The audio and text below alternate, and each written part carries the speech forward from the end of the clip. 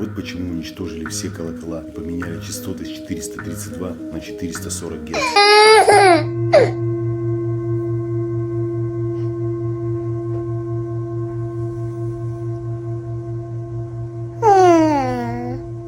Есть исцеляющая чистота. И ни один элемент древности не был просто украшением. Уничтожение этих колоколов имеет те же злые намерения, что и у тех, кто переключил стандарт музыкальной частоты.